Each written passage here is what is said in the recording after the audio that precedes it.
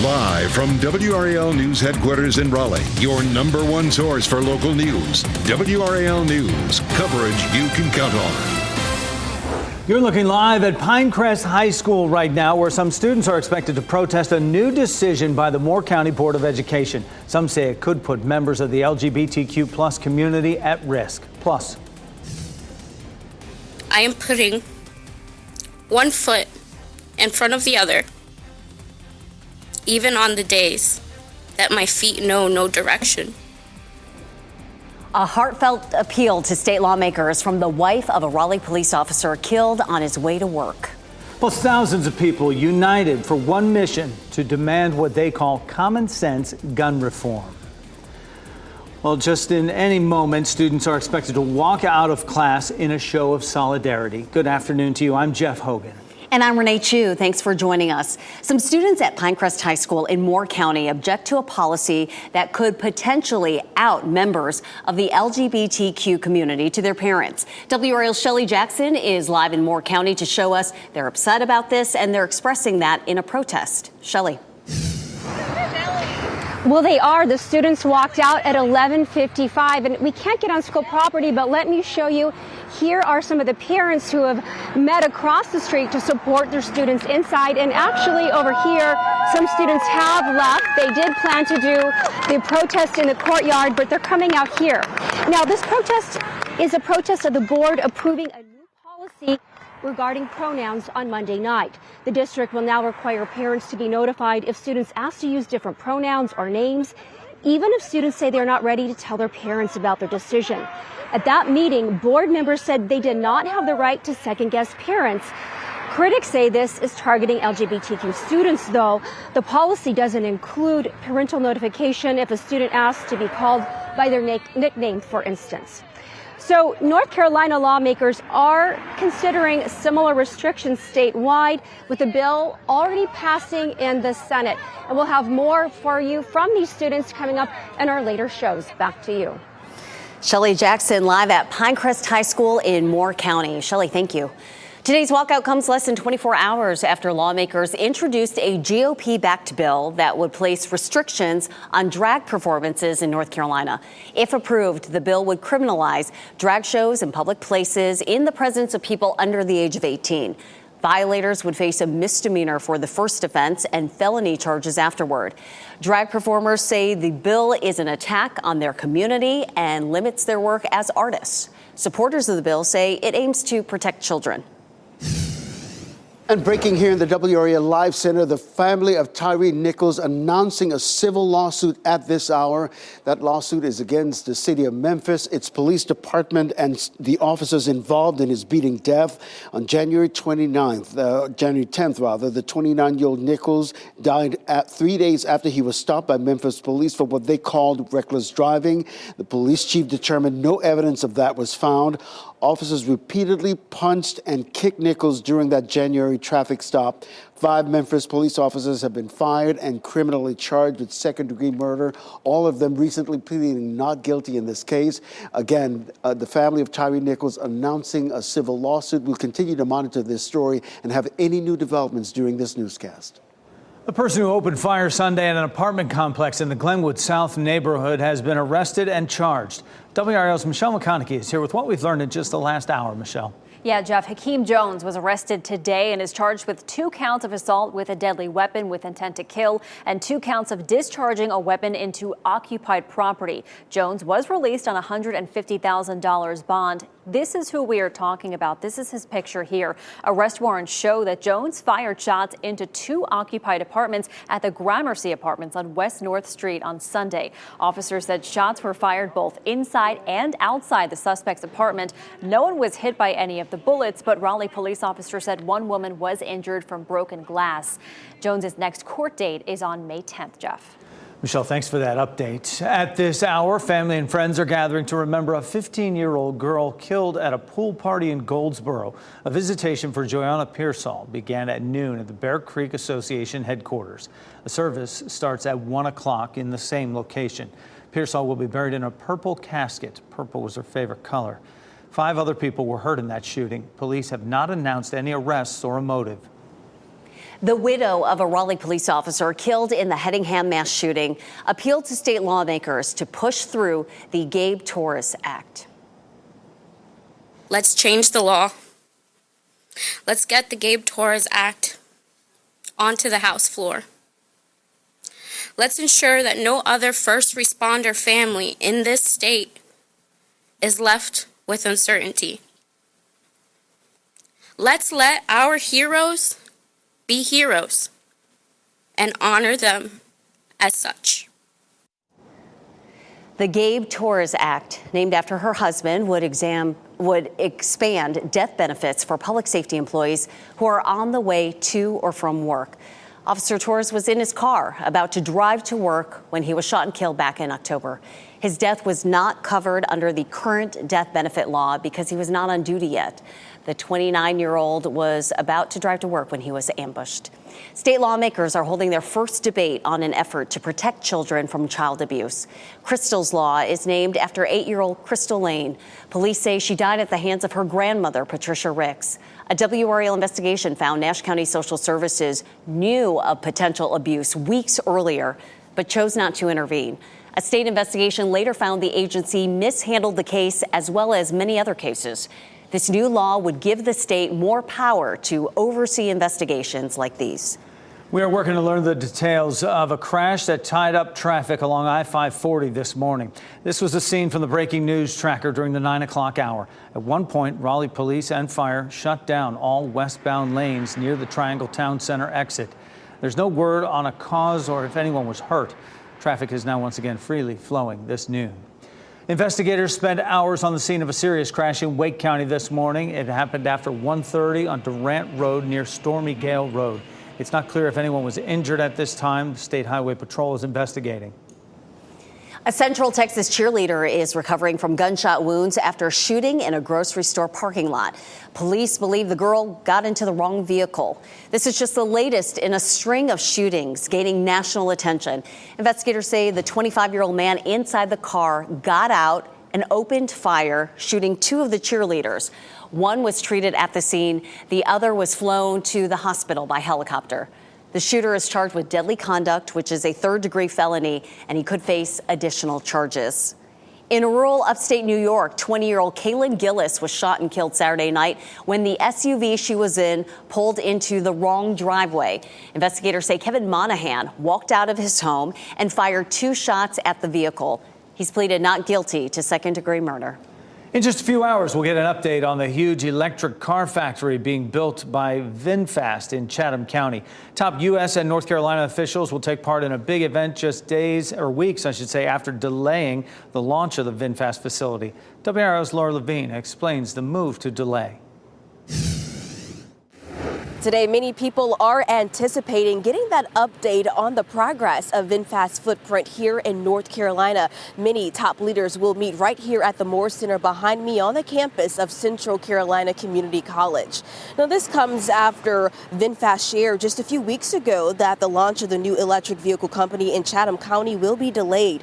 We plan to learn more about how the project is moving along as top officials with the U.S. Department of Commerce will join VinFast executives and Governor Roy Cooper here today. Leaders say this campus will serve as a workforce development training facility for VinFast. We spoke with Karen Howard with the Chatham County Board of Commissioners about that decision and the new timeline. I feel good about it. I know that they've kept an ongoing conversation with the county and with the school district and community college, and that is what I think should be happening right now. Right? They want to build a pipeline of future employees, and I think our students are the best poised to be some of those starting employees. Officials with VinFast say they plan to also have 2 of its vehicles here on hand to test drive. The event begins at 3 p.m. Laura Levine, WRAL News in Sanford.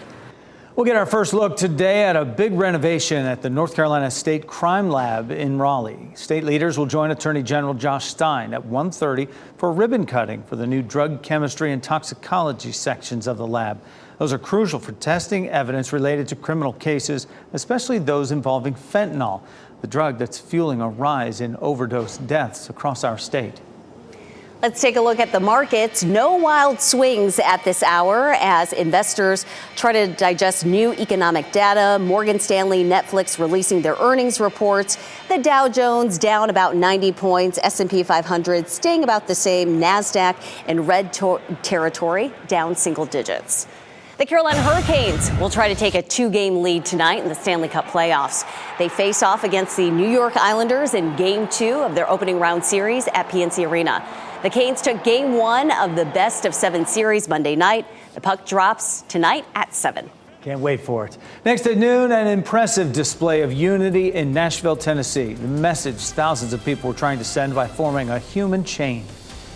Also, UFOs are taking over Washington, D.C., why Congress is focusing on unidentified flying objects today.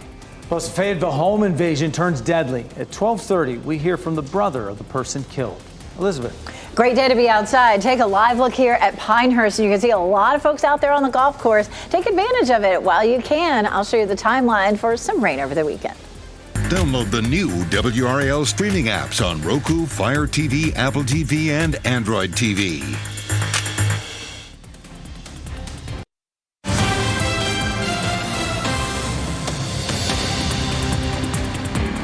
And we continue to follow breaking news here in the WRAL Live Center. I want to take you to these live pictures right now in the legislative building. This is a news conference concerning the Fairness in Women's Act. Right now, they're hearing from Erin Perez. She is one of the General Assembly lawmakers down there. She has 2 daughters who plays athletics, and she's talking about how she wants her daughters to make sure that they have an advantage in terms of a level playing field. We also heard from swimmer Riley Gaines, who talked about competing against transgender swimmer Leah Thomas and how Riley said she felt at a disadvantage. Now, this bill affects middle and high schools in our state. It's expected to reach the floor of the State House. Supporters of the bill say some trans athletes will have an unfair advantage in girls' teams. Opponents point out there are only 15 trans student athletes all across North Carolina. We'll continue to monitor this press conference and bring you any new developments here in the WRAL Live Center. Emergency responders returned to the scene of a parking garage collapse in New York City that killed 1 person and left 5 others hurt. The collapse left cars crumpled as a 4-story garage pancaked onto itself. Engineers with the Department of Buildings are checking adjoining buildings, reviewing drone video and building records, and looking into possible reasons for the collapse. We heard a big boom and we thought it hit our building, so we went to check the windows. We immediately saw smoke and we went on the side and we opened the window and it was completely just collapsed. Everything was collapsed, all debris, smoke, cars were sinking. It looked like out of a movie and it was horrible. Officials say the garage had 6 open violations, 3 of which were classified as hazardous. The man charged with shooting a black teenager who rang his doorbell is expected in court today. Andrew Lester is free on $200,000 bail. Lester told detectives he saw a black male approximately 6 feet tall pulling on the exterior storm door handle. He says he thought the teen was trying to break in, so he fired his gun twice. The family attorney refutes that, saying Ralph WRAL was trying to pick up his younger brothers and just went to the wrong house. What are we coming to in America when young people hit the wrong doorbell and you profile and shoot them? Civil rights attorney Ben Crump pushing for hate crime charges in this. The bullets to his arm and head, families say, left him with a traumatic brain injury and a cracked skull. Thousands gathered in downtown Nashville, Tennessee, in an impressive display of unity to advocate for gun safety. Voices for a Safer Tennessee organized this 3-mile human chain.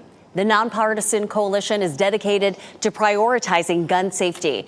Demonstrators carried signs that read, "Protect kids, not guns." Some children also held up signs that read, "I want to grow up."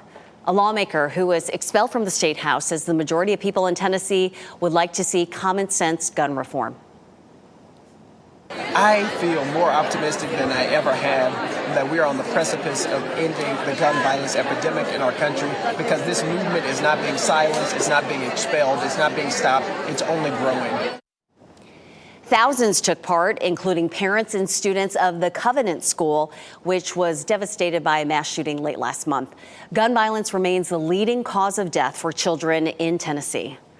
Meanwhile, voters in that state get to decide if 2 Democratic state representatives expelled by Republicans can serve their full terms in office.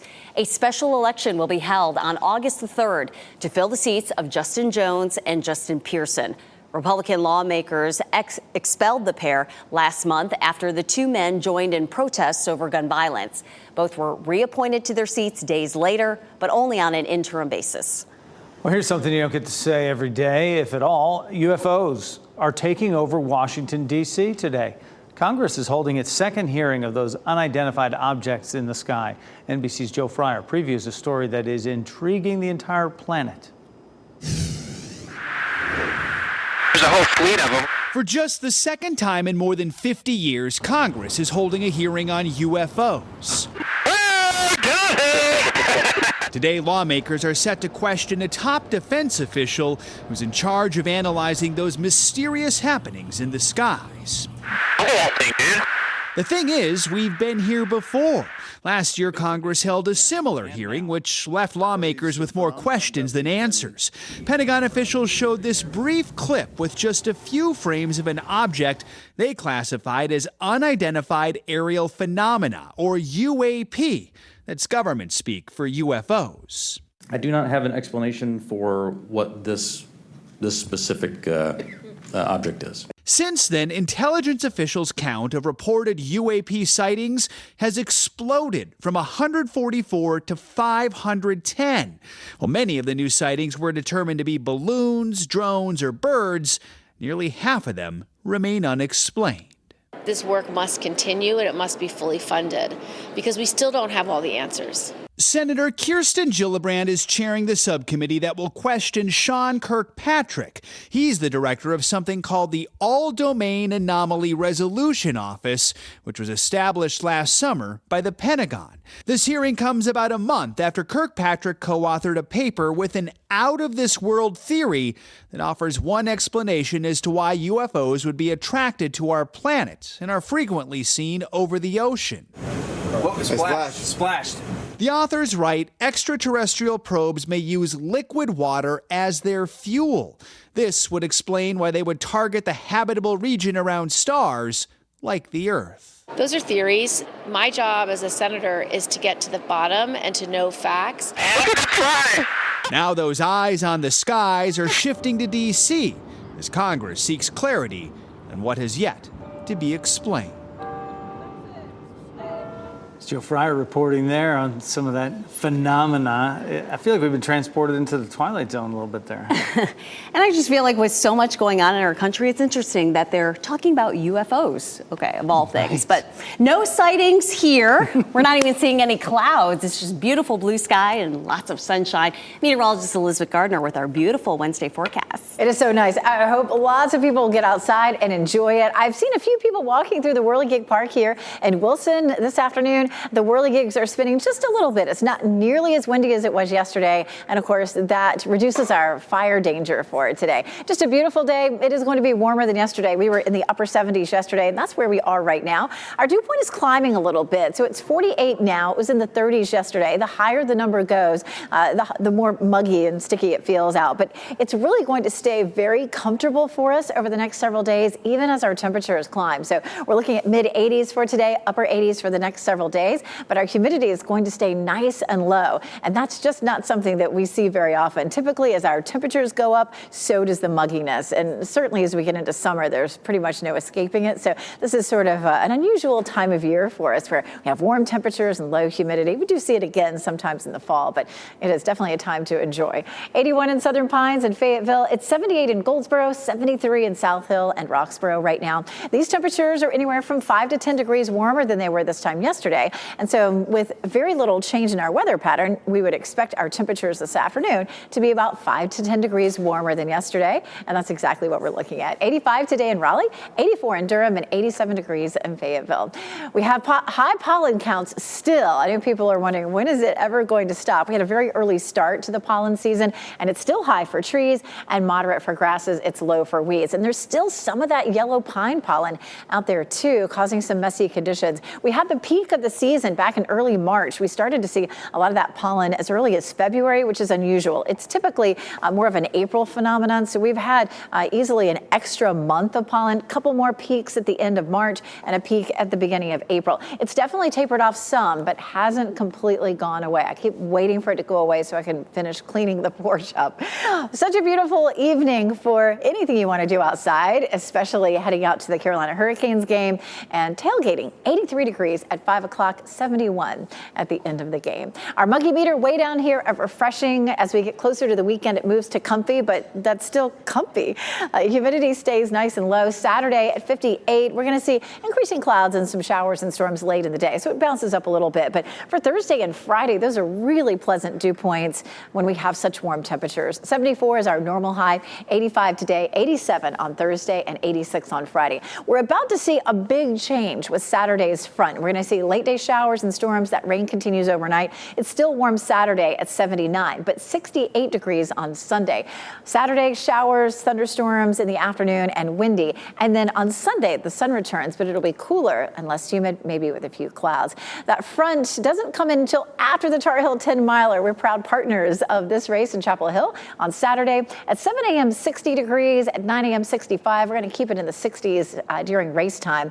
And, maybe runners would rather have it in the 50s, but at least it's not going to be in the 70s. Coming up, we're going to show you the timeline for the rain that we'll see over the weekend.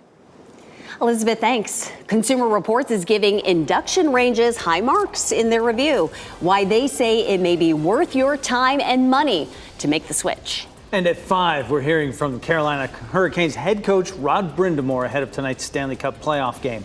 Pat Welter goes one-on-one with the coach in a story you won't want to miss. And still ahead at noon, it's been 30 years since the tragic shootout that left 86 people dead. Coming up, we'll remember the lives tragically lost on that day.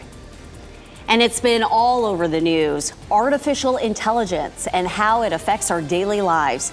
After the break, we'll tell you how AI may mislead you to committing a crime.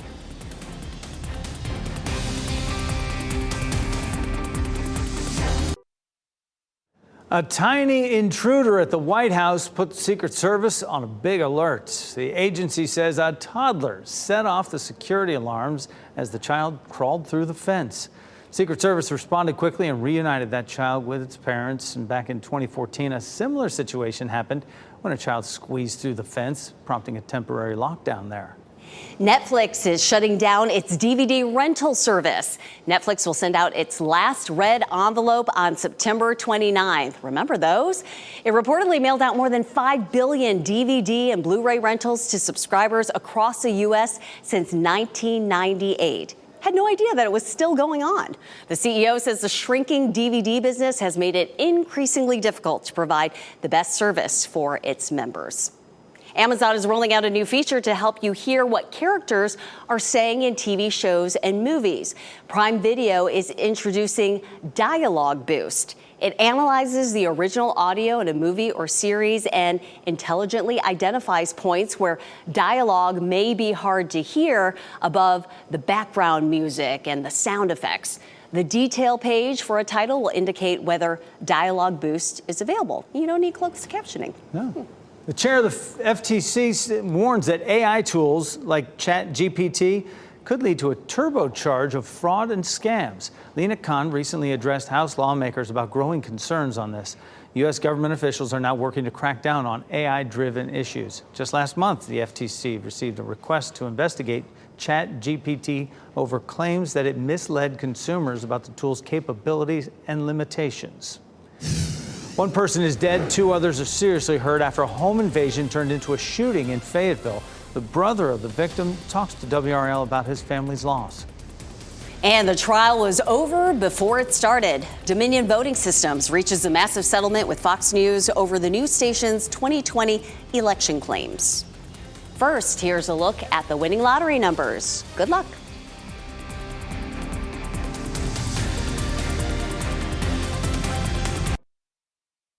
Shot in 4K ultra high definition. Your number one source for local news. WRAL News. Coverage you can count on.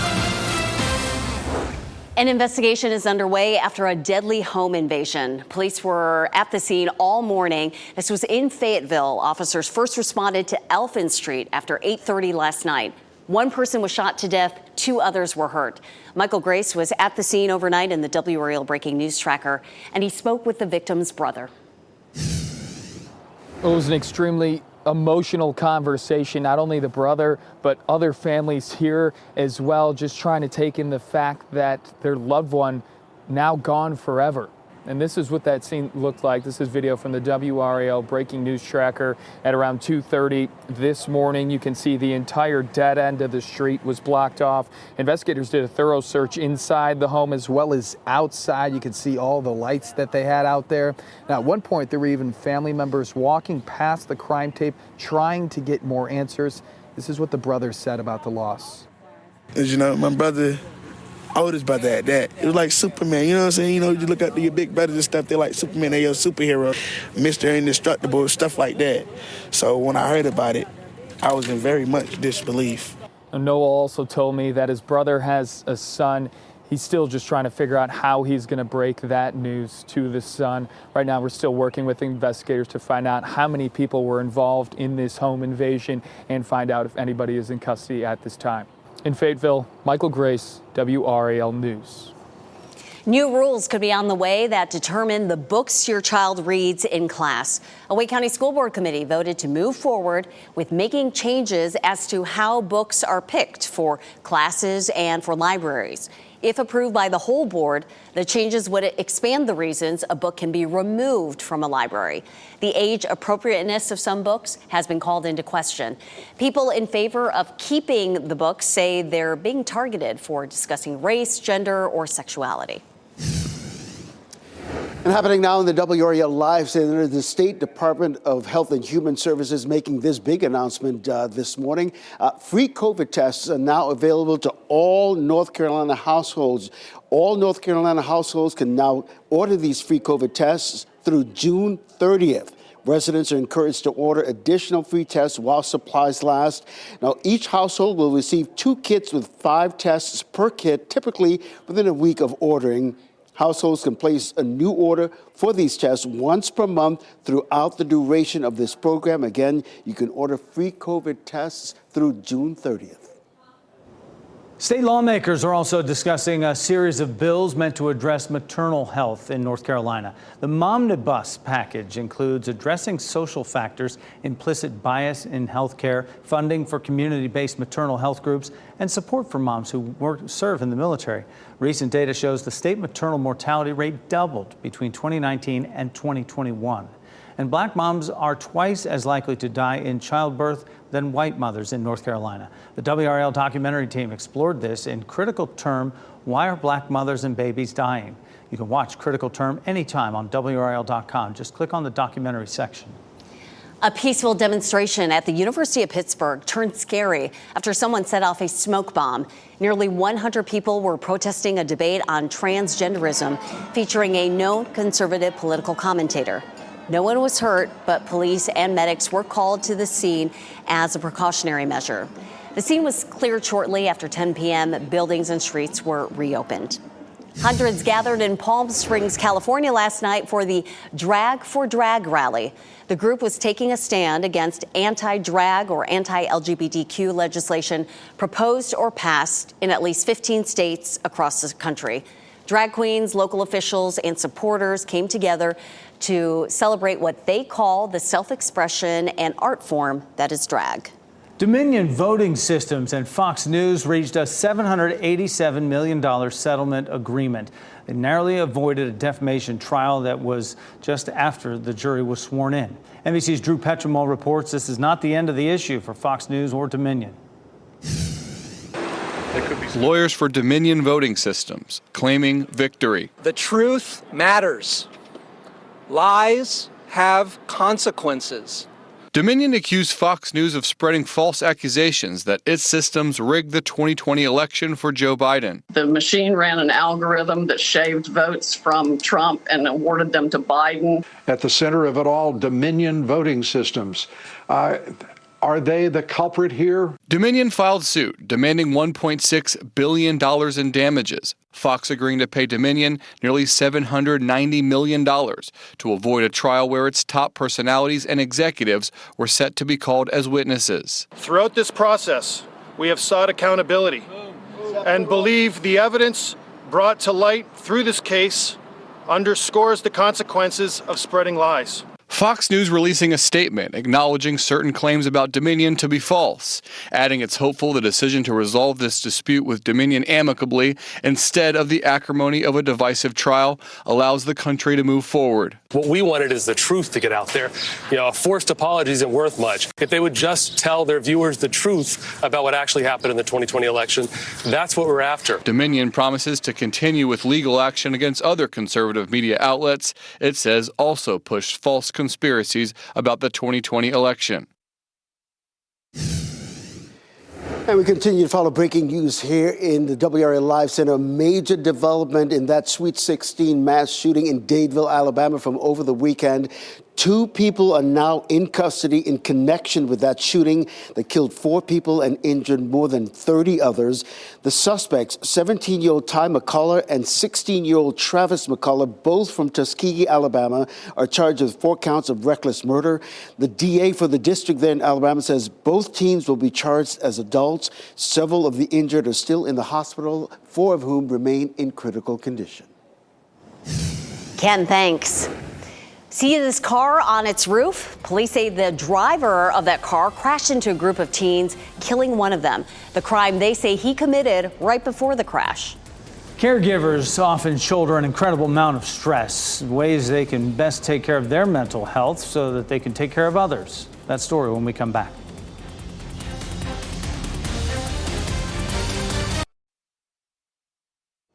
Today marks 30 years since the deadly shootout in Waco, Texas. The standoff lasted 51 days between the Branch Davidians and federal authorities.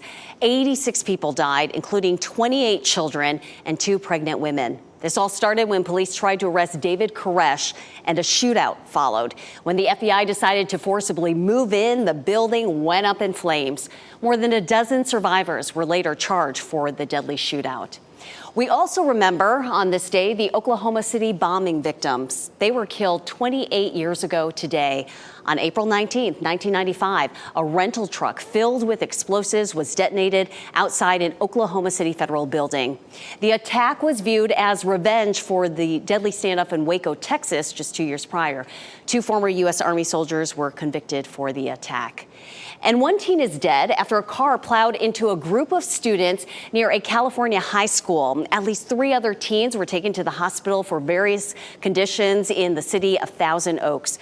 Police believe the driver of that white car intentionally ran down the teens. The 24-year-old is also suspected of stabbing 2 people at a local Walmart prior to that crash. He is charged with attempted robbery and attempted murder. Our county-by-county coverage. Our county-by-county coverage takes us to Cumberland, Granville, and Wayne counties. Cumberland County is looking to offer help to nonprofit organizations working to make a difference in the community. Tonight, county staff will hold a virtual information session for groups looking to apply for funding through the Nonprofit Fiscal Recovery Assistance Program. Eligible organizations can receive up to $50,000. The application deadline is May 7th. As for today's information session, it starts at 6:30, and a link is on the county's website for that. Leaders in Granville and Vance counties are discussing ways to spend millions of dollars to address the opioid crisis. Granville-Vance Public Health is hosting experts with the Opioid Solutions Leadership Network for a series of panel discussions today. They'll examine the best ways to use funds set aside from a massive settlement with opioid distributors for their role in the addiction epidemic. And Wayne County Summer Youth Employment Program is back. It allows high school and college students to learn valuable skills in local government, financial literacy, and workplace training while getting paid. Applicants must be between 16 and 21 years old and live in Wayne County. The application deadline for that is May 12th. The internship runs June 19th through July 28th. Visit the Wayne County website to learn more and apply. Scientists are sounding the alarm about the dangers of ultra-processed foods. Still ahead, we'll explain why eating more whole food is beneficial. And let's take a live look at Carolina Beach. Isn't it just gorgeous? Beach weather today with highs in the 80s. You're watching WRAL News, available on Spectrum and the WRAL app on your TV or streaming device. Elizabeth will be back after the break with your forecast.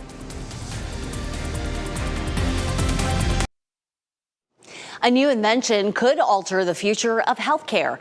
The device is made entirely out of food items you may have lying around your house. Fox News correspondent Marianne Rafferty takes a closer look at an edible battery scientists say could help power ingestible medical devices. Eating batteries goes against what we know about health and safety, but researchers from the Italian Institute of Technology are revealing a battery prototype that's actually meant to be swallowed. Dubbed the world's first edible rechargeable battery, scientists hope it can safely power different medical devices placed inside the body, especially as the development of ingestible technology like sensors and cameras continues expanding. An edible battery allows us to ingest, for example, a sensing system, and degrade it into our body, like food, after it has performed its function. The battery's positive end, called the anode, is made from a vitamin found in almonds. The negative end, called the cathode, uses a compound found in capers. Activated charcoal helps boost the battery's electrical conductivity, with a sheet of seaweed stopping the device from short-circuiting. It's all wrapped up in beeswax with pieces of gold leaf at the ends. Currently, this prototype can power a small LED light and can last for 12 minutes. Besides monitoring our health, researchers say the edible battery could be used to make children's toys safer in the future. According to the National Safety Council, more than 2,800 kids are sent to the emergency room each year after swallowing small circular button batteries. That was Marianne Rafferty reporting. Going forward, scientists want to make the battery stronger while also reducing it to the size of a standard pill. Caregiving for loved ones and adults might be personally rewarding, but can also add stress. A CDC survey reports nearly 15% of caregivers experienced mentally unhealthy days in the past month. Common signs of caregiver stress include fatigue, lack of motivation, irritability, and feelings of sadness and worry. Charlotte registered nurse Kara Powell suggests these key tips to reduce the exhaustion and burnout. Acceptance of things out of your control, take time for breaks, and express your feelings to someone. Experts warn the convenience of a fast meal can take a toll on our health. Ultra-processed foods like chicken nuggets, hot dogs, and soft drinks tend to have a lot of added sugar, salt, and fat. Registered dietitian Beth Cervoni with Cleveland Clinic says these foods can cause inflammation directly correlated with obesity or heart disease. She suggests to phase out ultra-processed foods from your diet and eat more whole foods like frozen or canned vegetables. These small changes can have a big impact on your health. And get outside and get some exercise as well. Today would be a perfect day for it. We have so much sunshine out there. Meteorologist Elizabeth Gardner in the WRO Severe Weather Center. It is such a beautiful day out there. We're going to start with a look at Goldsboro. You can also see Fayetteville. There have been a few people strolling down Hay Street in front of our newsroom there. But boy, Chapel Hill has been busy. I've been standing here watching this camera just for the last minute or so. Lots of folks out, shorts and T-shirts, enjoying such a beautiful day. And Apex, too. Lots of people up and down Salem Street this afternoon. Just a lovely, lovely day. We're going to continue to see this pretty weather all the way through Friday, and then we begin a transition on Saturday that will really take hold as we get into early next week with some much cooler temperatures. Our cold front will be approaching Saturday. We'll likely have some afternoon and evening thunderstorms. Those will continue overnight, but move out pretty early on Sunday morning, and behind it, it should be dry Sunday, but it will start to turn much cooler. This is a look at our front that is pushing across the country. Along the warm front up around the Great Lakes, we've had some stronger thunderstorms, even a few severe thunderstorms popping up there across parts of Illinois. But this high pressure system is going to keep things nice and dry for us today, tomorrow, and Friday. And then eventually that front starts to move into our area on Saturday. Let's take a look at Futurecast. And of course, you can see this front sliding eastward. This is 8 a.m. on Friday. And as that continues to push closer to us, here's Saturday at 8 a.m. We watch that moving in. There's 3 p.m. on Saturday. So we could start to see some of these showers and thunderstorms after lunchtime, mid to late afternoon as those push across our viewing area. Notice that by midnight, it's beginning to pull out of the triangle, and certainly by early Sunday morning, it looks like most of it is off the coast. So Sunday looks dry. It will also feel noticeably cooler. Behind this front, we're going to see some cooler temperatures. There'll be a secondary front that comes through Sunday night that really sort of solidifies the chilly air, and it's going to stay with us for a good chunk of at least the beginning of next week. So during the daytime, we'll see that chance of showers and thunderstorms developing mid to late afternoon. It continues overnight, and then it looks like it's out of here by Sunday. And now we've seen a number of runs of the computer models that are in pretty good agreement with that sort of timeline. So we're feeling pretty confident. Do continue to check back if you have outdoor plans on Saturday and Saturday night, in case it looks like that is moving a little faster or a little slower than it does right now. This is a big update. The GFS model has really bumped up our potential for rain. It was about half an inch with the last run. So this is a big change here with maybe as much as an inch, almost an inch and a half. The European model still at about half an inch. This is a look at some other areas, 3/4 of an inch potentially in Southern Pines, half an inch in Clinton, maybe a little over half an inch in Roxborough. So we'll be likely somewhere between half an inch and an inch of rain. After everything moves out Sunday, it looks nice. It'll be cooler, maybe sweater weather with mostly sunny skies and temperatures in the 60s. And we'll stay in the 60s Monday and Tuesday, likely into Wednesday and Thursday as well. Looks good, Elizabeth. Thank you. An eagle earned the title of foster parent. Ahead, we'll tell you how this bird landed the new role. And before we head to break, here's a look at the winning Mega Millions numbers. We have 7, 9, 15, 19, 25, and 4. The Mega Plier is 2.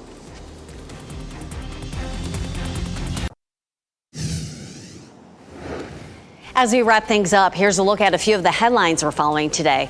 Within the last 60 minutes, students walked out of a Moore County school protesting a recent policy. Some students at Pinecrest High School are upset with the policy that could potentially out members of the LGBTQ+ community to their parents. The school board approved the new rule at its meeting on Monday.